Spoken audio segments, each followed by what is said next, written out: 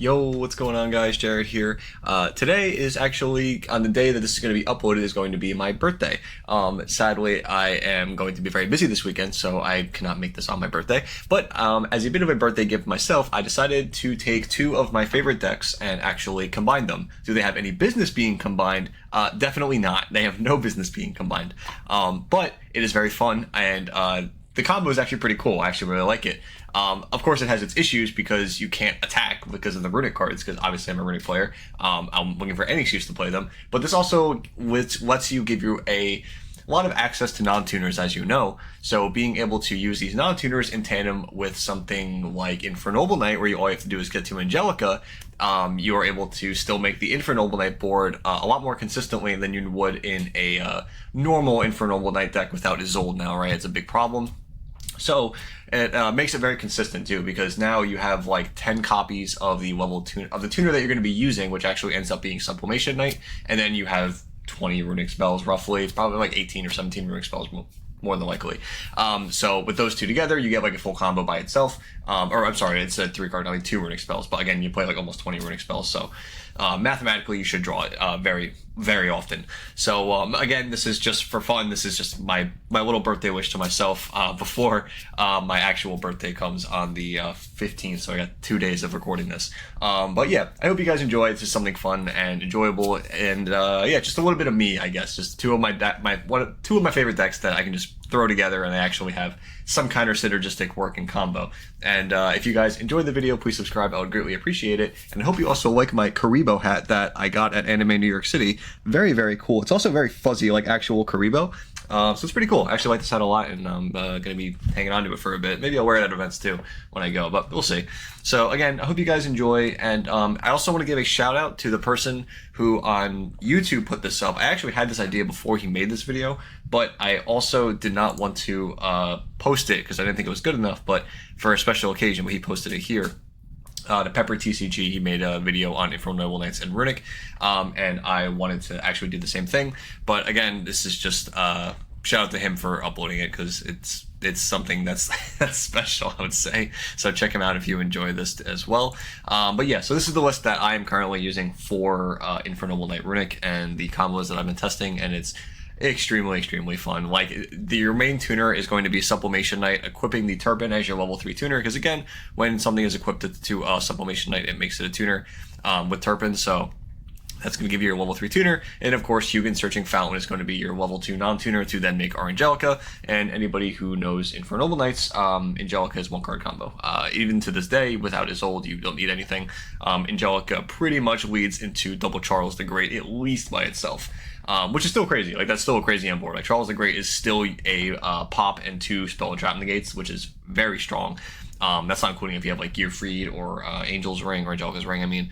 So yeah, a lot of good stuff going here. But for the actual deck itself, we have 3 Dispelling, 3 Flashing, 3 Destruction, 3 Freezing, 2 Fountain, 3 Slumber, and 3 Tip. Just all the good ones. I didn't put any of the other extras in this time.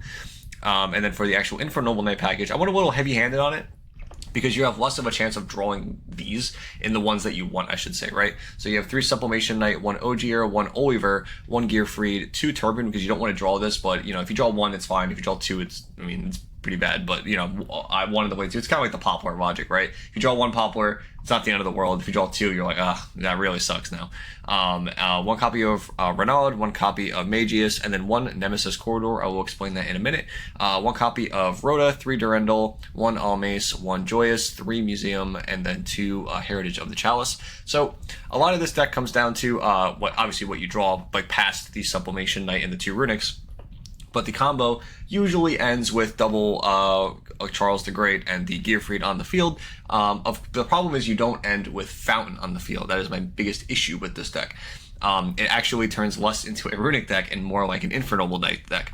And if you guys remember that Runick Generator deck that topped, this is maybe like a year ago or like 6 months ago by now, maybe a year ago, closer to, he only played like 1 Fountain in a very small Runick package.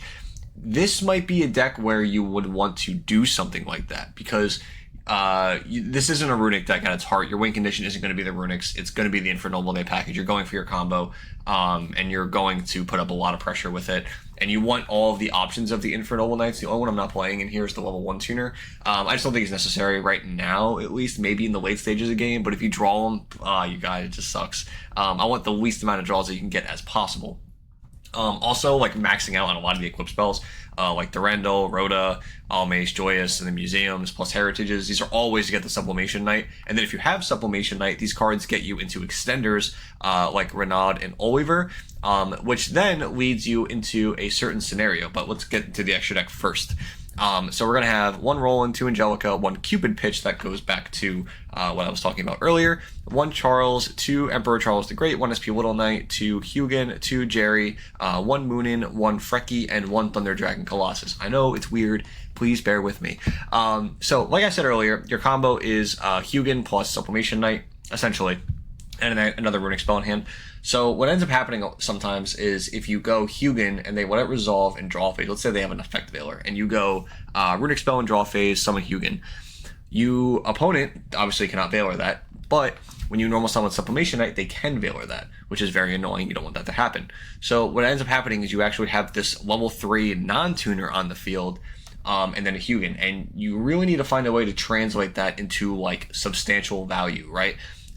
Which can be an issue I don't want to deal with. So we have to find a way to supplement that. So the best way I figured a way to do that was if you had 1 more extender, that being Durandal, Almace, Museum, or Heritage of Chalice, or Rhoda, any of these cards in tandem with that. I know it's kind of like asking for Exodia, but like this is also like 10 plus copies. So like, it sounds like a lot, but like in the deck building sense, it's actually not that bad. It's just, it's just weird. Like, I don't know, if you like just run a bunch of hands, it actually comes up like more than you would think.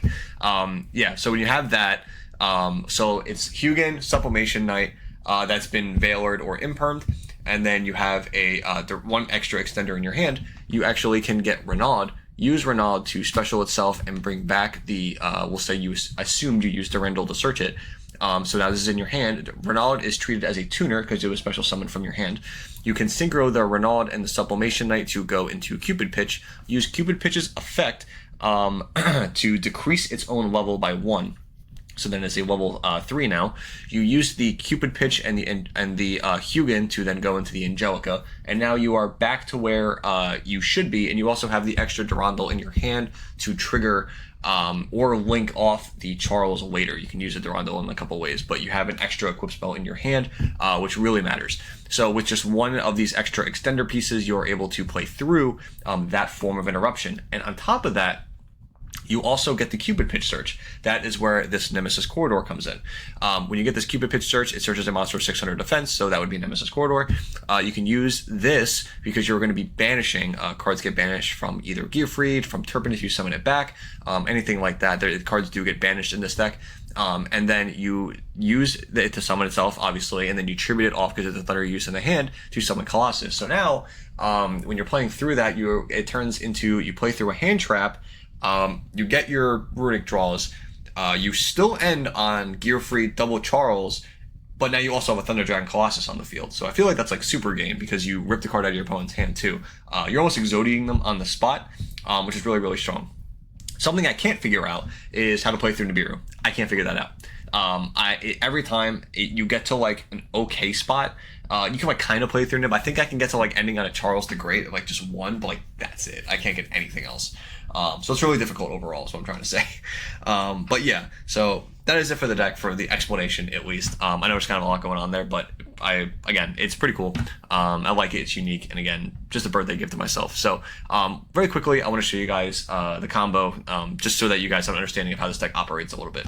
Okay, so like I said, 2 Runick spells and Sublimation Knight. To be very quickly, Runick spell, being able to summon Hugin effect, to be able to search Fountain. Now again, the Runicks are the secondary part of this deck. I think that there was an argument to summon Hugin in the main phase here. As I said previously, that like usually you summon it in the draw phase, and then that could lead into Sublimation getting negated, or Angelica getting negated. But in this instance, in this deck specifically, it might be more beneficial to summon this in main phase just to try to bait something, or make them think that you have triple tactics talents. But again, that's just a whole nother Runick mind game thing that I'm not going to get into right now. But assuming they have nothing here, we're going to go Hugin to search the Fountain, discard a random card in your hand. It's normal summon the Sublimation Knight effect to equip the Turpin. Use the Turpin Sublimation Knight with Hugin and go into Angelica. Angelica effect to get your Noble Arms of Museum. Then you can use Turpin Effect to target the Angelica, to summon out the Roland and dump the Gearfried. I want to make something note here. When you're doing this combo, I actually never use Turpin's Graveyard Effect to special summon itself back out. It just sits in here the rest of the graveyard. I can't find a purpose for it, so what ends up happening is if you have another Runick spell in your hand that you want to just, not like somewhere along the way, you want to just throw it away, you might be able to do something with it, but I can't find a use for this card. Overall, I'm not gonna lie. Maybe it's just good follow up. You can just have it in here for follow up, but like in the actual combo itself, it just sits in here the rest of the time, which I think is actually funny that you have such a powerful card, like a literal extender sitting in there. You just don't use it. You never use it. It just sits in there forever. So overall, that's funny. So yeah, we're gonna go Fountain here and use the Flashing Fire to summon out Jerry. Use Fountain Effect. I'm going to use this to represent draws. So we draw 2 cards here, and then we put back the 2. Again, this is the only part of the combo I don't like, because you actually end up getting rid of the Runick Fountain. I like ending on Fountain. But from here, we're going to synchro the Jerry with the Roland to then go into Charles, because again, this card is completely generic. They made all the Infernoble cards completely generic, which I think is awesome. It lets stuff like this be viable, which I'm a big fan of. So yeah, now we're going to link off into our Emperor Charles the Great. Charles Effect to put Charles back in the Spell Trap Zone, activate Noble Arms Museum to be able to search Almace. Then we can use the Museum Effect to push up the Charles. Then we can slap Almace on the Charles, link to right back into another Emperor Charles the Great. Then we can use his effect and Almace Effect to grab the Gearfried, and then we can use equip Charles and then summon Gearfried by banishing the Almace that we searched before. And that's pretty much your end board here. So overall, you have a Spell Trap Negate, a Pop, and then after you put the Spell Trap Negate, you can have another Spell Trap Negate or a Monster Negate, depending on what you want. Now, this is better if you have another equip spell, right? If you have a Durandal that you used or a Joyous that you put in the graveyard, because you have a million ways to search equip spells in this deck. So being able to use that is might be better. The reason I can't get another one in this very limited combo is because if I go Almace for Joyous to add back the Gearfried, I won't be able to link off the Charles to go into another Charles the Great, which is a problem, right? Like we need 2 of this card on the field. So overall, that is like the issue that I have. But again, if you just have like more draw, like again, you have 2 other cards in your hand. Like you could have discarded the Durandal in the beginning, and it fixes the whole problem. Or you can like draw it later, it still fixes the problem. Like just during the end phase, you need to have some kind of equip spell in the graveyard so that your Emperor Charles the Great can trigger. That's the main thing.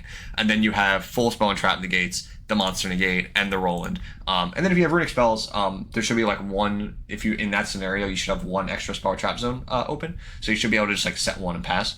And then at that point, you're just like grinding them out with the board, essentially, because this is like a really hard board to beat overall. Like it's definitely really strong. And then you have like, again, we have the Turpin for follow-up, we have the Noble Arms Museum for follow-up that's still sitting here. Again, you can attack, so remember, after you make this board, you can Runick them on their first turn. After your next turn, you want to like not Runick them because you just want to kill them. You want to end the game as quickly as possible, of course. So after this turn, you do not want to Runick them, and you just want to push and try to gain advantage with the Charleses and the Gearfrieds. So yeah, that is it for the combo, and I think I explained everything pretty well. Again, I can't get this combo to play around Nibiru like competently. I think you can get like maybe one of the Charles the Greats out, so you're able to pop the Nibiru, which is pretty decent. But again, it's not where I want it to be. It's also, there's a lot of nib points. There's not going to be one consistent nib point, so it's a whole nother mess of a thing that I'm just not putting like a lot of time into right now. So overall, I hope you guys enjoyed. This is just something fun, again, for a happy birthday to me. And yeah, please subscribe if you did, and I will see you in the next video. Bye guys.